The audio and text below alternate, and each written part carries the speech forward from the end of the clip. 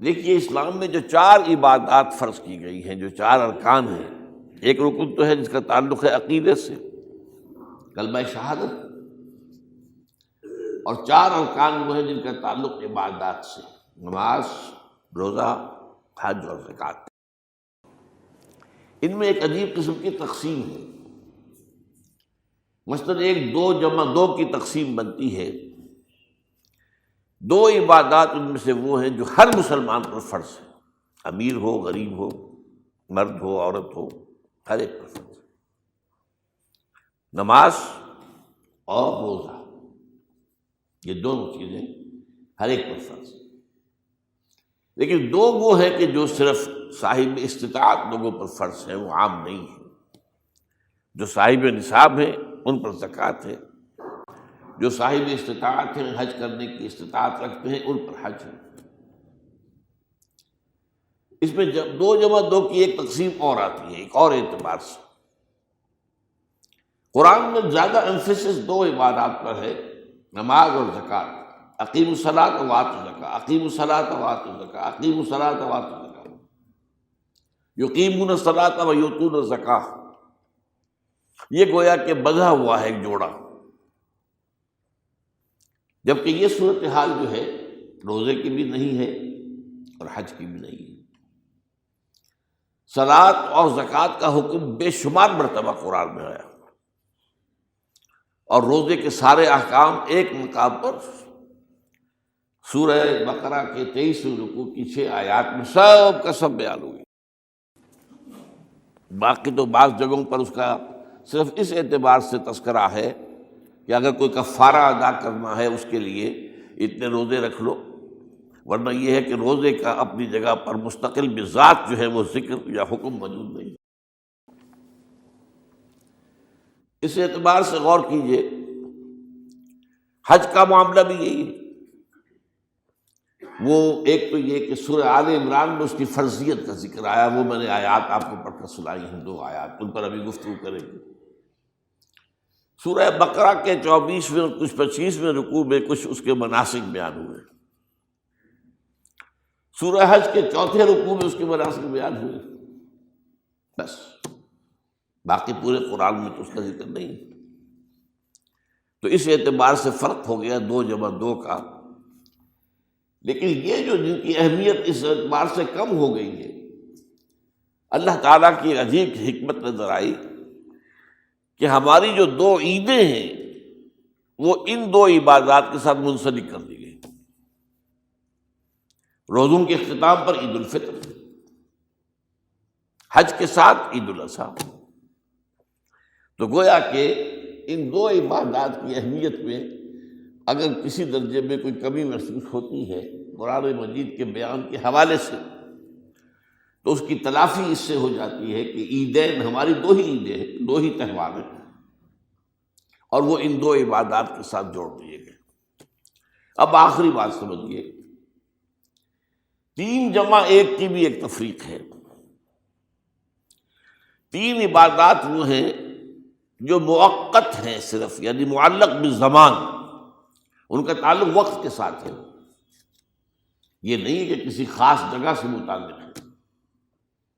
نماز ہر جگہ فرض ہے، ہاں البتہ اس کا وقت آئے گا، اگر سورج جو ہے نصف النہار سے ڈھلکے گا تو ظہر کا وقت ہوگا، اگر کسی وجہ سے اللہ تعالیٰ کی حکمت ہو کہ سورج وہیں کا وہیں کھڑا رہ جائے تو ظہر کا وقت آئے گا ہی نہیں، ظہر فرض ہوگی ہی نہیں۔ مغرب اسی وقت فرض ہوگی جبکہ سورج غروب ہو جائے، اگر کسی وجہ سے سورج غروب نہ ہو، اور کیا پتہ یہ ساری باتیں جو ہے قیامت کا جو زلزلہ آنے والا ہے اس میں یہ ساری ہی باتیں ہونے والی ہیں، سورج مغرب سے طلوع ہوگا یہ تو وضاحت کے ساتھ کہا گیا ہے، تو مغرب کا وقت نہیں آئے گا۔ اسی طریقے سے رمضان کا مہینہ آئے گا تو روزے فرض ہوں گے۔ اس حوالے سے یہ زمانے کا تعلق تو ہے لیکن کسی مکان سے کوئی تعلق نہیں۔ حج وہ ہے جس کے تقریباً تمام مناسک جو ہیں وہ ایک خاص مقام پر ادا ہوتے ہیں۔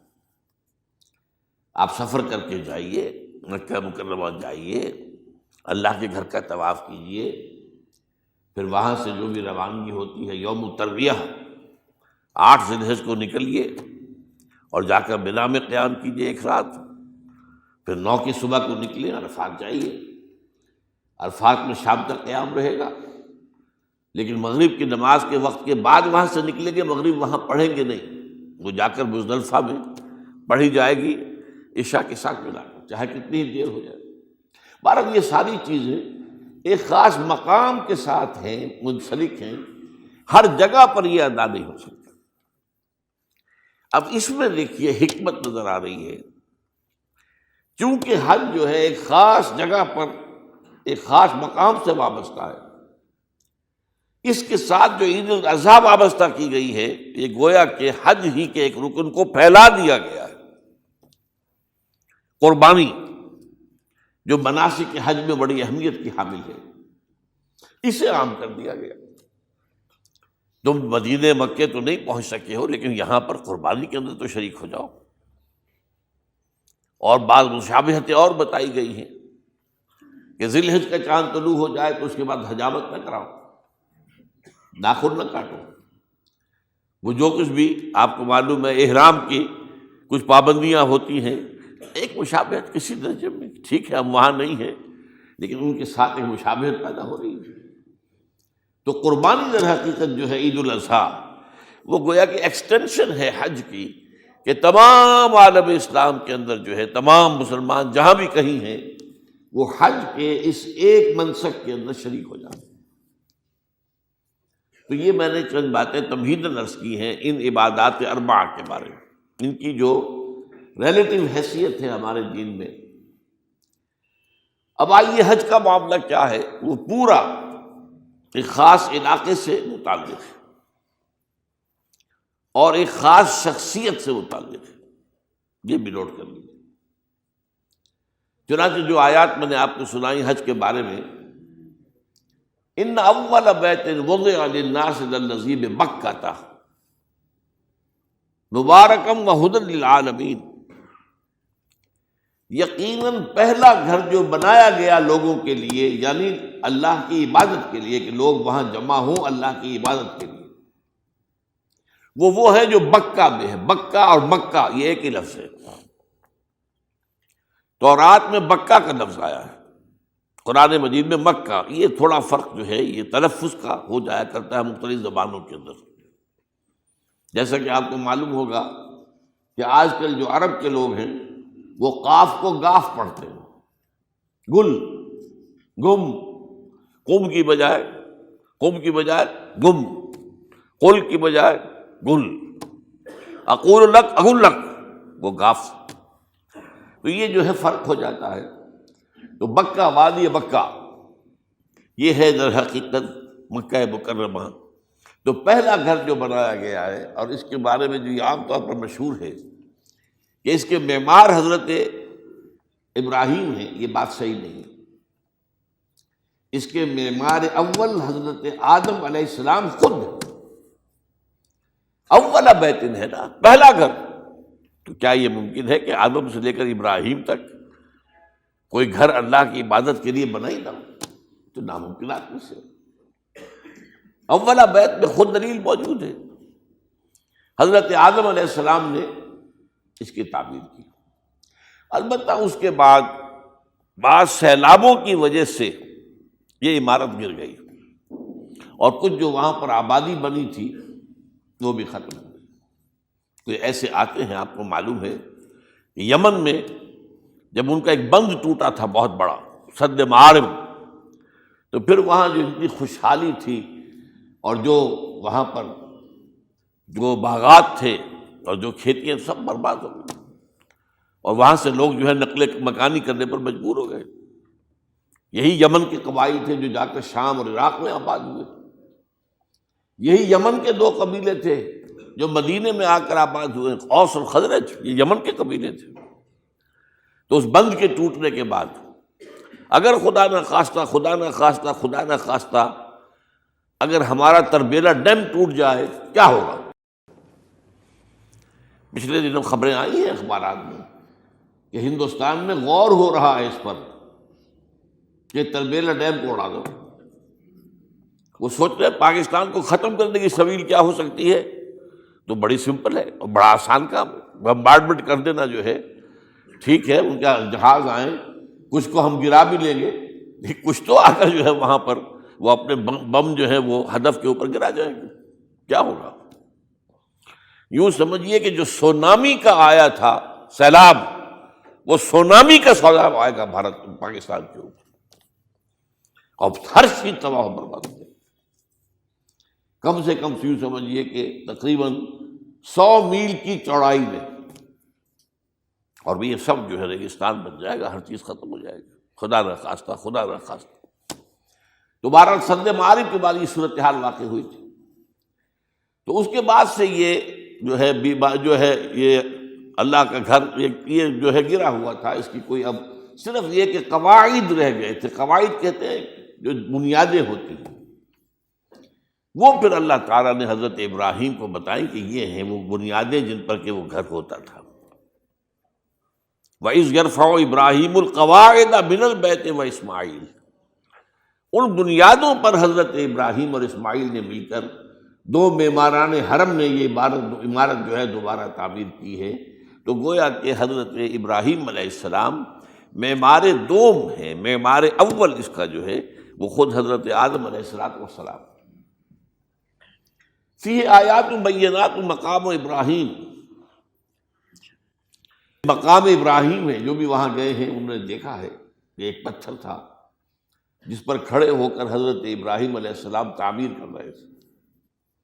اب آج تو آپ کو معلوم اسکیفولڈنگ لگ جاتی ہے، بانس لگ گئے، یا آج کل تو جو ہے پائپس جو ہے لوہے کے اس سے لگا کر، تو جیسے جیسے عمارت اٹھتی جا رہی ہے اسی طریقے سے اس کے ساتھ جو ہے وہ چل رہے ہیں اور ان کے اوپر کھڑے ہو کر تعمیر ہو رہی ہے۔ تو اس وقت کچھ نہیں تھا، تو ایک پتھر ایسا تھا کہ جو خود بخود اٹھتا تھا اللہ تعالیٰ کے اٹھانے سے، یا یوں کہیے کہ ملائکہ کے اٹھانے سے، اور اسی پر حضرت ابراہیم کھڑے ہو کر وہ پتھروں کے اوپر پتھر رکھتے جا رہے تھے، اور اس کی وجہ سے اس پتھر کے اوپر کتنی دیر کھڑے رہنا ہوا ہوگا حضرت ابراہیم علیہ السلام کا کہ اس پر ان کے پاؤں کے نشان بن گئے۔ وہ ہے مقام ابراہیم، جو آپ نے دیکھا ہوگا کہ وہاں ایک بہت خوبصورت قسم کا ایک پنجرا سا بنا ہوا ہے، اور اس کے اندر وہ مقام ابراہیم ہے۔ اور جب بھی طواف کرتے ہیں تو طواف کے بعد 2 رکعتیں جو ہے وہ پڑھی جاتی ہیں ابراہیم، مقام ابراہیم کے پیچھے، جتنا بھی قریب تر ہو کر پڑھا جا سکے، لیکن بہرحال رخ ادھر ہے۔ تو فیہ آیات بینات مقام ابراہیم ومن دخلہ کان آمنا۔ تو ایک تو یہ کہ وہ نشانیاں ہیں، وہ اللہ تعالیٰ جن لوگوں کی کہ دل کی آنکھ کھلی ہو، روحانی آنکھیں کھلی ہو، ان کو دکھاتا ہے، اور ایک وہ ہے کہ جو ہماری ان سامنے کی ظاہری آنکھوں کو بھی نظر آتی ہے۔ یہ نوٹ کر لیجئے کہ یہ مقام امن کا گہوارہ رہا ہے۔ عرب میں لوٹ مار، قتل غارت، قتل کے بدلے میں قتل، پھر قتل کے جواب میں قتل چلتا تھا، لیکن اس وقت بدترین دور میں بھی عربوں کا معاملہ یہ تھا کہ کوئی شخص فرض کیجئے کہ وہ کئی مہینے سے اپنے باپ کے قاتل کو ڈھونڈ رہا ہے تاکہ قصاص لے سکے، بدلہ لے سکے، اسے قتل کر سکے، اسے کہیں نظر نہیں آ رہا، اچانک حرم میں نظر آ جاتا ہے، وہاں وہ نقصان نہیں پہنچائے گا اسے۔ یہ امن کا گھر ہے، اللہ تعالیٰ نے اسے امن کی جگہ بنایا ہے، بلد الامین کہا گیا ہے اس کو، امن والا شہر۔ تو یہ جو ہے یہ تو آج تک بھی اس کی جو برکت ہے وہ نظر آتی ہے۔ وَمَن دَخَلَهُ كَانَ آمِنًا وَلِلَّهِ عَلَى النَّاسِ حِجُّ الْبَيْتِ مَنِ اسْتَطَاعَ إِلَيْهِ سَبِيلًا، اور اللہ کا حق ہے اپنے بندوں پر کہ وہ حج کریں اس کے اس گھر کا، جو کوئی بھی استطاعت رکھتا ہو سفر کی۔ اگر زاد راہ ہے، خرچہ ہے، جانے آنے کے اخراجات مہیا ہیں، اور یہ کہ آپ پیچھے جن کو چھوڑ کر جا رہے ہیں ان کے لیے بھی اتنے وقت کا جو ہے وہ انتظام ہے، کھانے پینے کا، گزارے کا، نان نفقے کا، تو آپ پر حج فرض ہو گئے۔ اب اگر اس فرضیت کے بعد کوئی شخص تاخیر کرتا ہے وہ بڑے گناہ کے اندر مبتلا ہے۔ جیسے ہی فرضیت ہو جائے، پہلا کام جو ہے، پہلا قرض جو ہے، یوں سمجھیے یہ اللہ کا قرض ہے بندوں پر۔ یہ لام جو آتا ہے، لام اور اعلیٰ، لام کسی کے حق کے لیے، اعلیٰ کسی کے اوپر حق ہونا۔ وَلِلَّهِ عَلَى النَّاسِ حِجُّ الْبَيْتِ مَنِ اسْتَطَاعَ إِلَيْهِ سَبِيلًا، یہ تو اللہ کا حق ہے لوگوں پر، لوگوں کے ذمے، یہ قرض ہے اللہ کا کہ اس کے گھر کا حج کریں، جائیں، طواف کریں، اور جو بھی اس کے مناسک ہیں ادا کریں، اور وہیں پر قربانی کا بھی ہے۔ لِيَشْهَدُوا مَنَافِعَ لَهُمْ وَيَذْكُرُوا اسْمَ اللَّهِ فِي أَيَّامٍ مَّعْلُومَاتٍ عَلَىٰ مَا رَزَقَهُم مِّن بَهِيمَةِ الْأَنْعَامِ فَكُلُوا مِنْهَا وَأَطْعِمُوا الْبَائِسَ الْفَقِيرَ، اسی کے اندر جو ہے مناسک کے اندر قربانی بھی ہے۔ افریقہ میں آپ کو معلوم ہے، شمالی افریقہ میں زیادہ تر لوگ جو ہیں جیسے کہ ہندوستان پاکستان میں ویسے ہیں، لیکن آپ جنوب میں چلتے جائیے تو رنگ گہرا ہوتا چلا جائے گا، انتہائی سیاہ رنگ وہ بھی ہے، سب آ رہے ہیں، شکلیں جدا ہیں، زبانیں جدا ہیں، لیکن سب کے سب جو ہے ایک ہی نغمہ ان کی زبان پر ہے ایک ہی نغمہ، کہیں واضح کہیں مبہم، وہ ایک ہی مذہب، لبیک اللہم لبیک، لبیک لا شریک لک لبیک، ان الحمد والنعمت لک والملک لا شریک لک۔ اب یہ ترانہ ہے، توحید کا ترانہ ہے، اور گونج رہی ہے اس وقت، آپ اندازہ نہیں کر سکتے کہ وہ پوری سرزمین گونج رہی ہوگی اس ترانے کے ساتھ، کیونکہ تھوڑی تھوڑی دیر کے بعد نئے قافلے داخل ہو رہے ہیں۔ ابھی ایک قافلہ جو ہے اس نے سعی مکمل کی ہے، دوسرا شامل ہو گیا، بلکہ اس کے دوران ہی ابھی اس کا ختم نہیں ہوا کہ تیسرا قافلہ چلا رہا ہے۔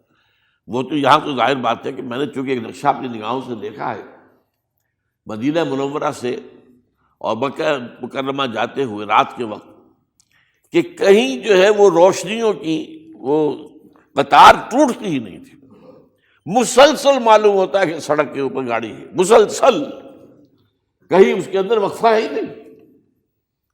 اتنے بڑے پیمانے پر، اتنے بڑے پیمانے پر، اتنے بڑے پیمانے پر لوگ جمع ہو رہے ہیں۔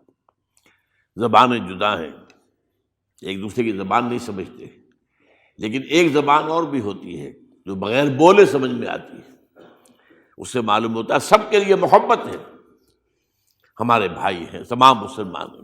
بعض کے اندر یہ محبت کا جذبہ زیادہ ہے۔ ترکوں میں انڈو پاکستان کے لوگوں کے لیے بہت محبت ہے۔ اب وہ بات جو نہیں کر سکتے، سمجھا نہیں سکتے، لیکن ان کی آنکھوں سے، ان کے انداز سے وہ محبت ٹپکی پڑتی۔ تو عالمگیریت جو ہے اسلام کی، ہمگیریت، عالمگیریت، آفاقیت، اس کا جو مظہر نظر آتا ہے وہاں تھا۔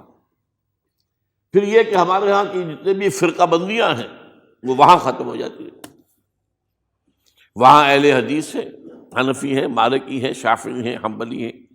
یہ کام بھی کیا ہے آ کر انہوں نے آل سعود نہیں، ورنہ اس سے پہلے جو ہے وہ 4 مصلے علیحدہ تھے، وہاں پر 4 جماعتیں علیحدہ ہوتی تھی۔ یہ حنفی مصلی ہے، یہاں پہ حنفی امام ہے وہ پڑھائے گا، یہ شافعی مصلی ہے، شافعی امام ہے وہ نماز پڑھائے گا۔ تو یہ جو ایک تفریق تھی وہاں بھی موجود تھی، انہوں نے ختم کیا، ایک امام کے پیچھے جماعت ہوگی، اسی میں حنفی بھی ہیں، مالکی بھی ہیں، شافعی بھی۔ کچھ ہیں لوگ جو زیادہ، جن کے اندر کچھ زہر زیادہ گھل گیا ہے فرقے واریت کا، وہ پھر نہیں نماز پڑھتے، وہاں پر محروم رہتے، اس کی فضیلتوں کو چھوڑ کر جا کر کہیں اپنے جو ہے گھروں پر جہاں ٹھہرے ہوئے وہاں جا کے نماز پڑھ لیتے ہیں کہ یہ جو ہے وہابی ان کے پیچھے ہماری نماز نہیں ہوتی۔ لیکن نہیں، عام طور پر ایسا نہیں ہے، عام طور پر سب لوگ جمع ہیں، نماز پڑھ۔ اور ایک سب سے بڑا مشاہدہ جو ہوتا ہے، جو مجھے سب سے پہلے ہوا تھا پہلے حج میں، یہ 1962 کی بات ہے، تو میں نے محسوس کیا کہ یہ نماز کے اندر اختلافات جو ہیں اسلام مسلمانوں میں صرف اتنے ہیں کہ جس سے جماعت نہیں ٹوٹتی۔ اختلافات ہے، رفع یدین ہے یا نہیں ہے، آمین بالجہر ہے یا نہیں ہے، اختلافات تو ہیں، لیکن جماعت نہیں ٹوٹتی۔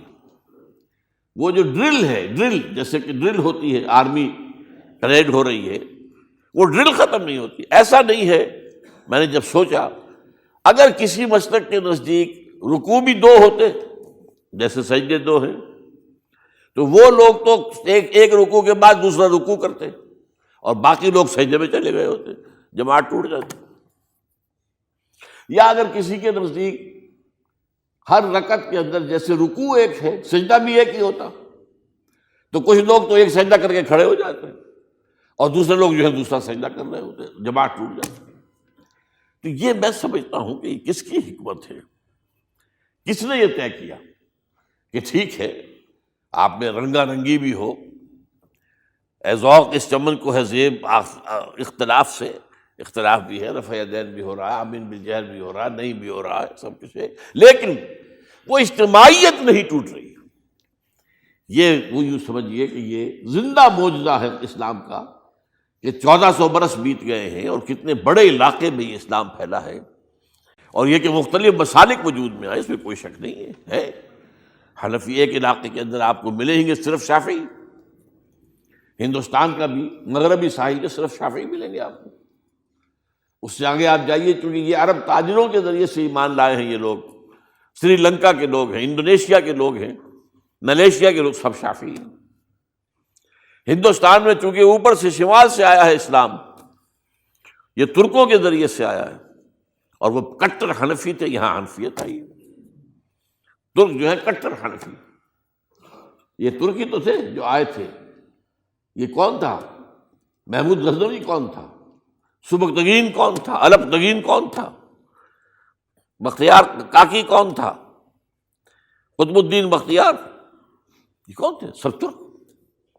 اور ترک بھی کون؟ غلامان، خاندان غلامان یاد کیجیے۔ لیکن بہرحال ان کے ذریعے سے جو اسلام ان کے ساتھ آیا ہے وہ خالص حنفی اسلام، کوئی حرج نہیں، وہاں جا کر سب جمع ہو جاتے ہیں ایک وحدت کے اندر۔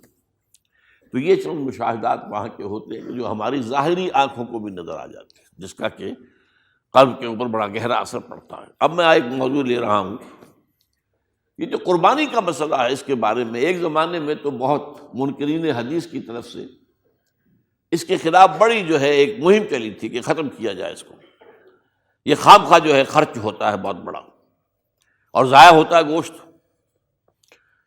اتنے بڑے پیمانے پر گوشت ہوتا ہے کھایا نہیں جاتا۔ اچھا ایک زمانے میں فریج بھی نہیں تھے، یہ بھی نہیں کہ آپ محفوظ کر دیں، گوشت ضائع بھی ہو سکتا تھا، اور بھی چیزیں جو ہے وہ گوشت کی وہ صحیح طور سے استعمال نہیں ہوتی تھی۔ تو اس کے اوپر بڑا پروپیگنڈا منکرین حدیث کا رہا کہ یہ جو ہے قربانی صرف حج کے موقع پر ہے۔ میں اس کی نفی کے لیے آج آپ کو بتا رہا ہوں کہ سورہ حج کے اندر جو 2 رکوع ہیں، ایک چوتھا ایک پانچواں، چوتھے رکوع میں بھی قربانی کا ذکر ہے، پانچویں میں بھی قربانی کا ذکر ہے۔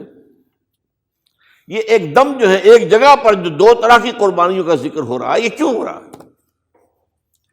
چوتھے رکوع میں وہ مناسک حج کے ساتھ اس کا ذکر ہے، وہاں جو فرمایا گیا لِيَشْهَدُوا مَنَافِعَ لَهُمْ وَيَذْكُرُوا اسْمَ اللَّهِ عَلَىٰ مَا رَزَقَهُم مِّن بَهِيمَةِ الْأَنْعَامِ فِي أَيَّامٍ مَّعْلُومَاتٍ عَلَىٰ مَا رَزَقَهُم مِّن بَهِيمَةِ الْأَنْعَامِ فَكُلُوا مِنْهَا وَأَطْعِمُوا الْبَائِسَ الْفَقِيرَ۔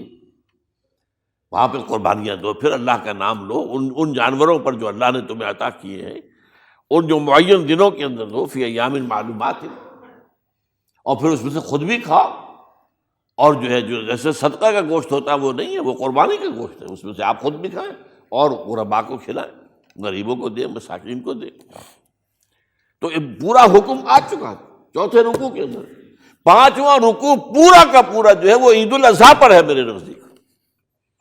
یہی حکمت صوم کے بارے میں ہے کہ وہاں جب ایک حکم تکرار کر کے آیا کہ پہلے فرما دیا گیا فمن کان منکم مریضا او علی سفر فعدۃ من ایام اخر، اگر بیمار ہو کوئی اور یہ یا کہ سفر پر ہو تو وہ تعداد دوسرے دنوں میں پوری کرے۔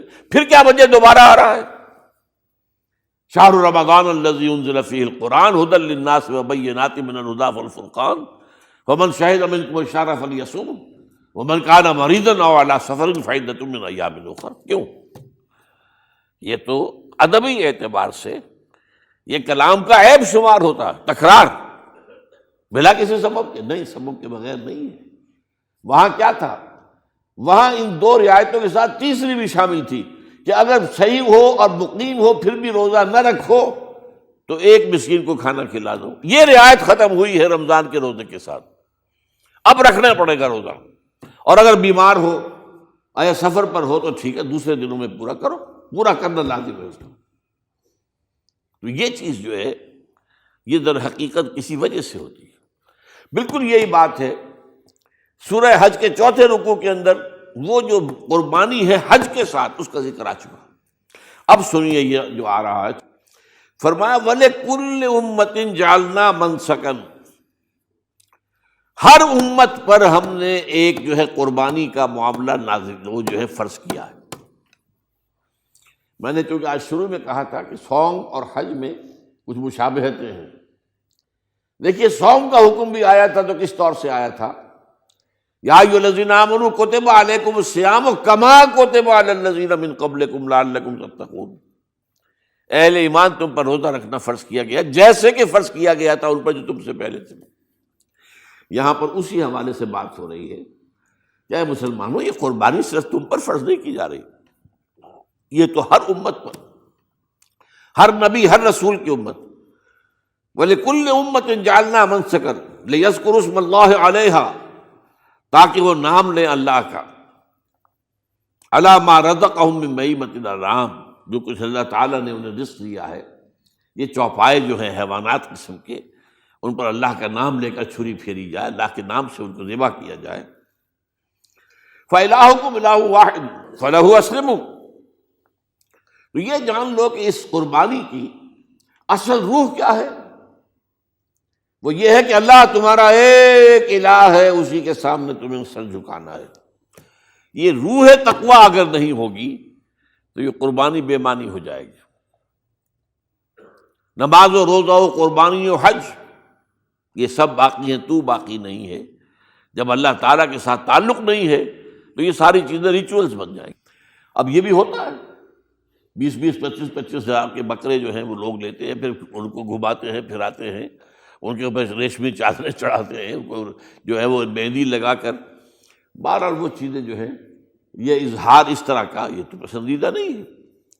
تو یہ تو لوگوں کو دکھانے کی بات ہے اور اپنے پیسے کی جو ہے اپنی دولت کے اظہار کا ایک ذریعہ ہے. لیکن یہ کہ بہرحال قربانی انسان کرے اور یہ کہ اس کے اندر روح جو ہے تقویٰ کی وہ موجود ہوگی. فَإِلَٰهُكُمْ إِلَٰهٌ وَاحِدٌ فَلَهُ أَسْلِمُوا وَبَشِّرِ الْمُخْبِتِينَ. اور اے نبی ان لوگوں کو بشارت دے دیجئے کہ جو اللہ کے سامنے جھکے رہتے ہیں، خشوع اور خضوع کی شکل اختیار کرتے ہیں. الذین اذا ذکر اللہ وجلت قلوبہم، وہ لوگ کہ جب اللہ کا نام لیا جائے تو ان کے دل لرز اٹھتے ہیں. والصابرین علی ما اصابہم، اور صبر کرنے والے جبکہ اس چیزوں پر کہ جو اللہ کی طرف سے ان پر آ گئی ہوں، مصیبتیں کوئی تکالیف. والمقیم الصلاۃ، اور نماز کو قائم کرنے والے. ومما رزقناہم ينفقون، اور جو کچھ ہم نے انہیں دیا ہے اس میں سے خرچ کرنے والے. یہ ایک نظام ہے پورا کا پورا جو اس آیت میں بیان کر دیا گیا. اس کا ایک جز جو ہے وہ یہ بھی ہے وَلِكُلِّ أُمَّةٍ جَعَلْنَا مَنْسَكًا. یہ قربانی کا معاملہ جو ہے یہ بھی ہم نے ہر امت کے اوپر فرض کیا، ہر امت جو ہے اس کے اوپر لازم کیا گیا، اور اے مسلمانوں آج تم پر بھی لازم کیا جا رہا ہے. وَالْبُدْنَ جَعَلْنَاهَا لَكُم مِّن شَعَائِرِ اللَّهِ. اور یہ جو قربانی کے اونٹ ہیں، یہ خاص طور پر چونکہ عرب میں تو اونٹ کی قربانی ہوتی تھی، دوسرے جانور تو وہاں کم ہوتے ہیں، اور بہرحال ان کی قیمتی متاع بھی اونٹ ہے. وَالْبُدْنَ جَعَلْنَاهَا لَكُم مِّن شَعَائِرِ اللَّهِ، یہ اللہ تعالیٰ کے شعائر میں سے. یہ اونٹ جو ہے یہ قربانی کا اونٹ ہے، یہ مکے لے جایا جا رہا ہے، یا یہ بکرے اور یہ مینڈے جو ہیں یہ قربانی کے ہیں، یہ وہاں جا رہے ہیں. تو یہ بھی گویا کہ ایک طرح سے اللہ کی نشانیاں بن جاتی ہیں. ان کے حوالے سے اللہ تعالیٰ کا ایک تصور اور اللہ تعالیٰ کے ساتھ ایک ذہنی رشتہ قائم ہوتا ہے. لیکن فیہا خیر، تمہارے لیے اس میں خیر ہے، بھلائی ہے. چنانچہ جب وہ جاتے تھے حج کے لیے تو جو بھی ان کے ساتھ دودھ دینے والا جانور ہے، قربانی کی نیت ہے لیکن دودھ جو ہے اس کا استعمال کر سکتے ہیں درمیان میں، اور بھی کوئی اگر ان کی کوئی چیزوں سے فائدہ اٹھانا ہو. لکم فیہا خیر. فاذکروا اسم اللہ علیہا، تو اب ان کا اللہ کا نام لو اس کے اوپر. صاف صفیں باندھ کر وہ اونٹ کھڑے ہوتے ہیں اور ان کو نحر کیا جاتا ہے. آپ کو معلوم ہے ذبح نہیں ہوتا اونٹ، اتنا بڑا جانور ہے، گردن کتنی موٹی ہے، اس کا ذبح کرنا بڑا مشکل ہے۔ نہر کہتے ہیں اس کو۔ کھڑا ہے اونٹ اور ایک برچھا، چھوٹا سا برچھا ہے جو اس کے یہاں گردن کے، یہ جہاں آ کر دونوں ہنسلیاں ملتی ہیں وہاں پر مارا جاتا ہے، اور یہاں سے جو بہت بڑی وین ہے وہ در حقیقت ایورٹا، وہ جو ہے ختم ہوتا ہے، تو وہاں سے خون کا پھر فوارہ آتا ہے، اور اس کے بعد پھر وہ اونٹ کھڑا کھڑا وہ رفتہ رفتہ اس کا جب خون نکل جاتا ہے تو وہ کمزور ہو کر نیچے گر جاتا ہے۔ یہ نہر ہے۔ اقول قولی ھذا واستغفر اللہ لی ولکم ولسائر المسلمین والمسلمات۔